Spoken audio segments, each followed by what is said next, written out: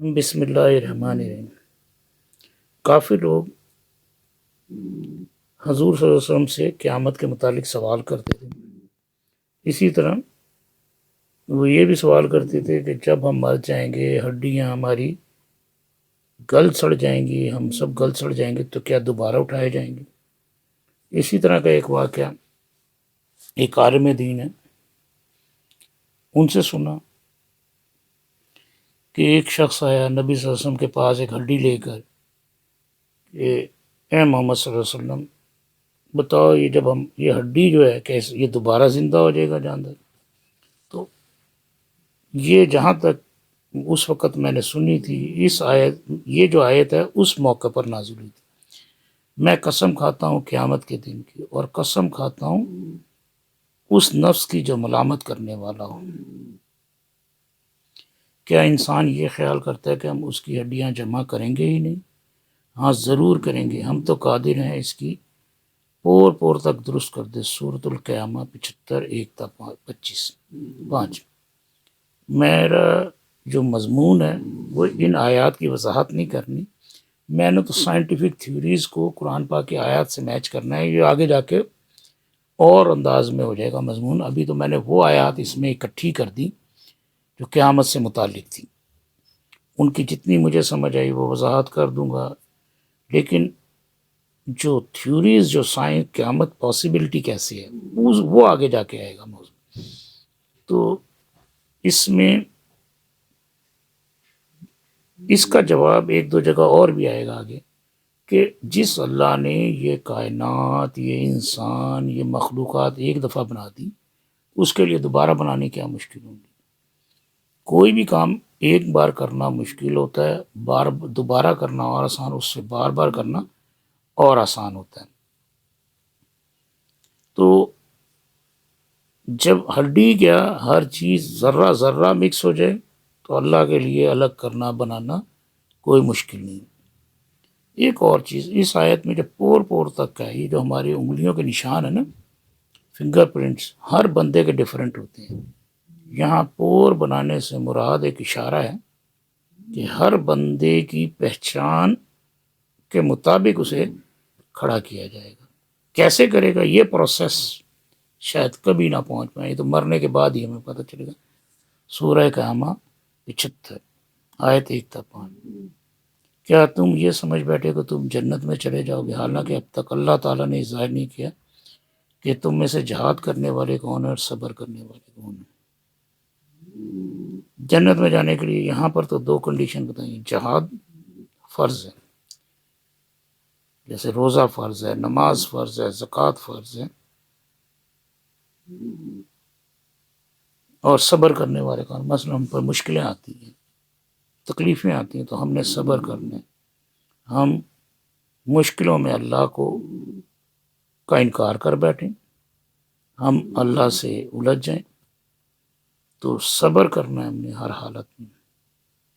بعض اوقات دوسروں کو نصیحت کرنا آسان ہے، ہم نہیں کر پاتے، لیکن اس طرح کی باتیں کرنے سے ہمارے اپنے اندر کا ایمان مضبوط ہوتا ہے۔ اور جہاد فرض ہے، کوئی نبی ایسا نہیں گزرا جس نے جہاد نہ کیا۔ جہاد سے مطلب مراد ہے جد و جہد، اس میں اگر کبھی جنگ کا موقع ہے تو جنگ بھی ہوئی۔ حضرت ابراہیم علیہ السلام نے فائٹ کی، حضرت موسیٰ علیہ السلام نے جہاد کیا، موسیٰ علیہ السلام کے بعد حضرت یوشع بن نون جو کہ ان کے بعد نبی ہوئے، حضرت موسیٰ علیہ السلام کے بعد انہوں نے جہاد کیا۔ تو جہاد تو فرض تھا، حالات کے اوپر تھا کہ کیا حالات ہیں۔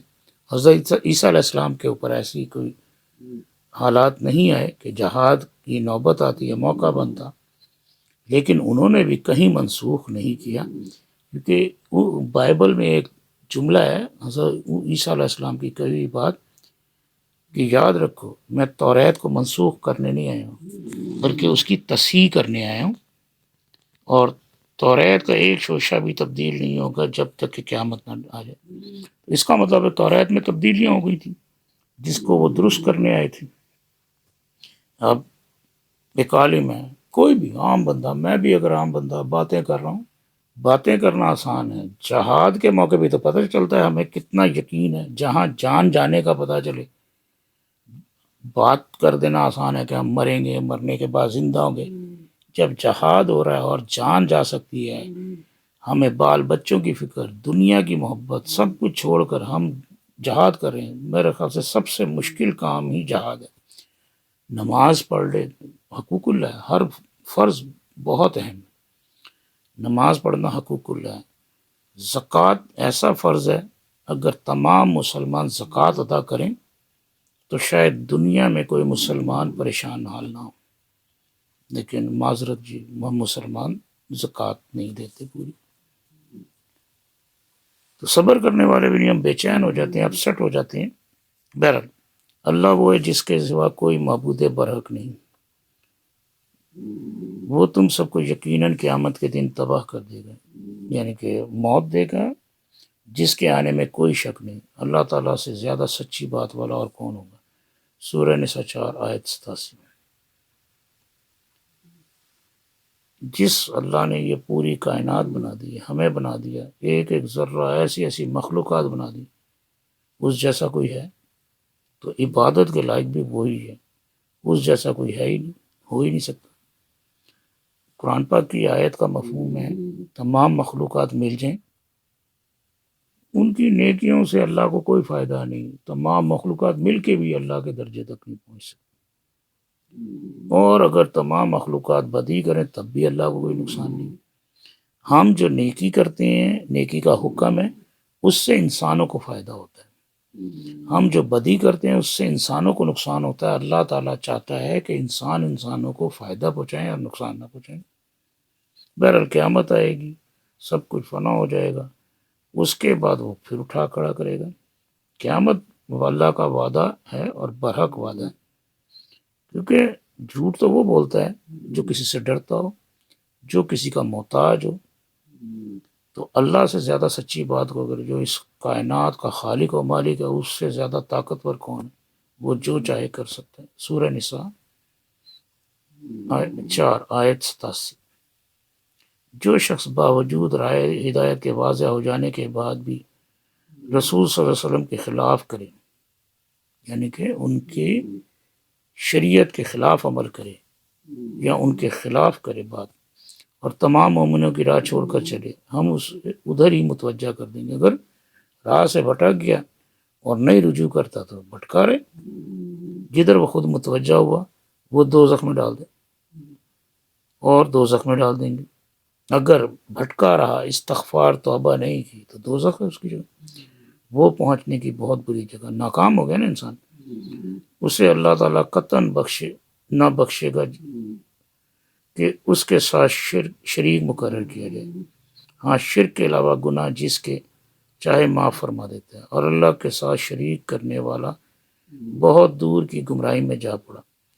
یہ تو اللہ کو چھوڑ کر صرف عورتوں کو پکارتے ہیں، اور دراصل یہ صرف سرکش شیطان کو پوجتے ہیں جسے اللہ نے لعنت کی، اور اس نے بیڑا اٹھایا ہے کہ تیرے بندوں میں سے میں مقرر شدہ حصہ لے کر رہوں گا، انہیں راہ سے بہکاتا رہوں گا اور باطل امیدیں دلاتا رہوں گا، اور انہیں سکھاؤں گا کہ جانور کے کان چیر دیں، اور ان سے کہوں گا کہ اللہ تعالیٰ کی بنائی ہوئی صورت کو بگاڑ دیں۔ سنو، جو شخص اللہ کو چھوڑ کر شیطان کو، یہاں تھوڑی سی آیت مس ہو گئی، معافی چاہوں گا، چھوڑ کر اس سے آگے جو بھی جب آیت ہوگی ملے گی تو میں ایڈجسٹ کر دوں گا۔ جب یہ لوگ اس وعدے کو قریب تر پا لیں گے، یعنی قیامت کو، اس وقت ان کافروں کے چہرے بگڑ جائیں گے اور کہہ دیا جائے گا کہ یہی ہے جسے تم طلب کیا کرتے تھے۔ اب اس میں اوپر والی آیتوں میں سب سے اہم نقطہ یہ ہے کہ سب سے بڑا گناہ شرک ہے۔ سورہ نساء کی ایک آیت ہے، اللہ تعالیٰ فرماتا ہے کہ میں شرک سے نیچے جو گناہ چاہوں معاف کر دوں، شرک معاف نہیں کروں گا، یعنی کہ سب سے بڑا گناہ شرک ہے۔ ہماری تخلیق کا مقصد یہ ہے کہ اللہ کی پہچان، اللہ کی بندگی۔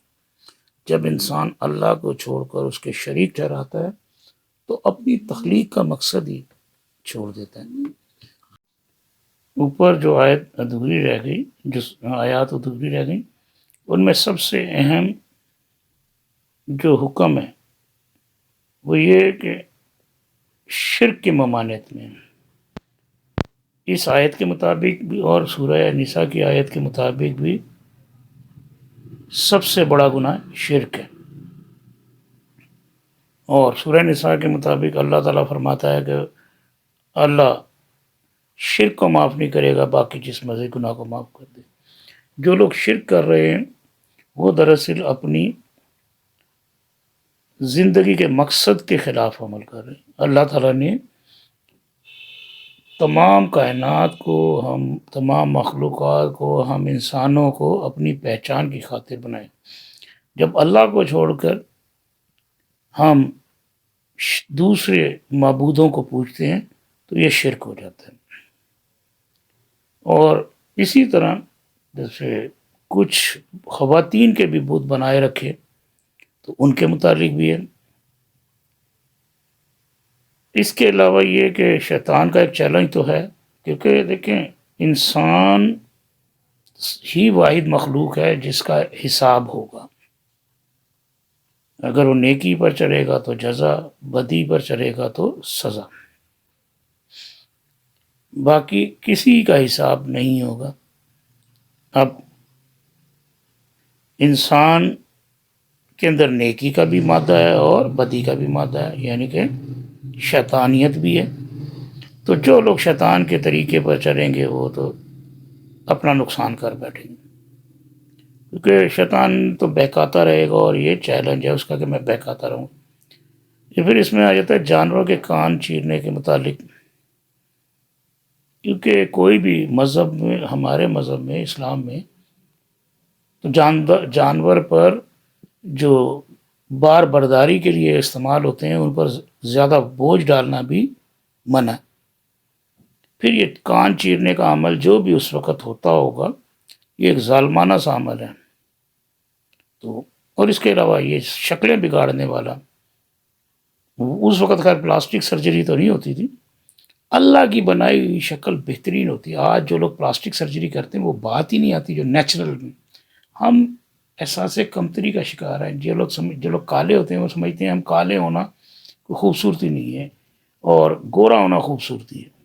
یہ ہماری بہت بڑی غلط فہمی ہے۔ ناک چوڑی ہونا یا ناک چھوٹ بیٹھی ہونا یہ کوئی ایسا معاملہ نہیں۔ بہرحال